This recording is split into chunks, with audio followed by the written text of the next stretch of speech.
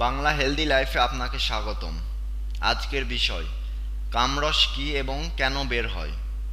কামভাব জাগলে স্বচ্ছ পানির মতো যে তরল পদার্থ পুরুষাঙ্গ থেকে বের হয় তাকে কামরস বলে।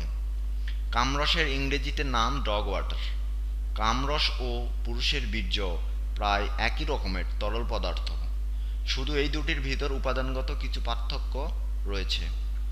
সব পুরুষের সমানভাবে কামরস নির্গত হয় না, কারো কারো মোটেও হয় না, আবার কারো কারো সর্বোচ্চ 5 মিলির মতো নির্গত হয়।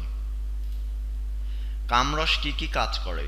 শুক্রাণুর জন্য অম্লতা ক্ষতিকর। প্রস্রাব করার পর কিছু পরিমাণ রাসায়নিক পদার্থ মূলনালীতে থাকে। শুক্রাণুকে নিরাপদে রাখতে কামরস ওই সকল রাসায়নিক পদার্থকে নিষ্ক্রিয় করে দেয় এবং শুক্রাণুর চলনপথ স্বচ্ছ করে। তাছাড়া নারীদের যোনিপথে অম্লীয়ভাবে থাকে। যোনিতে বীর্য স্থূলন করলে অ্যাসিডিক পরিবেশে শুক্রাণুর ক্ষতি করে, কিন্তু কম রস নারীর যোনিপথের অ্যাসিডিক ভাব দূর করে, ফলে শুক্রাণু নিরাপদে থাকে।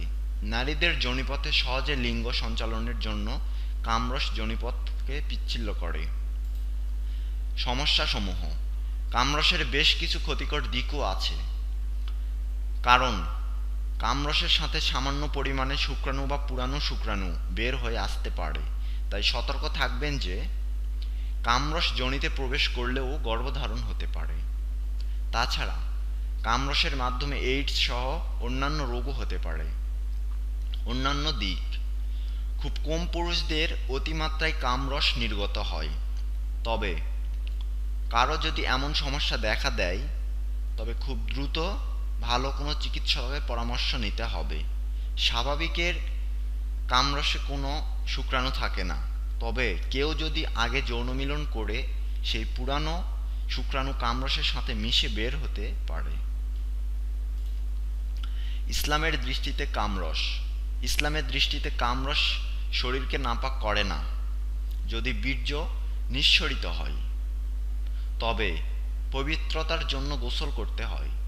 কিন্তু কামরস নির্গত হলে গোসল করতে হয় না, শুধু যেখানে কামরস লেগেছে সেই জায়গা ধুয়ে নিলেই পবিত্র হয়ে যাবে এবং আপনি তারপর নামাজও পড়তে পারবেন। ভিডিওটি ভালো লাগলে আমাদেরকে লাইক দিন এবং সাবস্ক্রাইব করুন। ধন্যবাদ।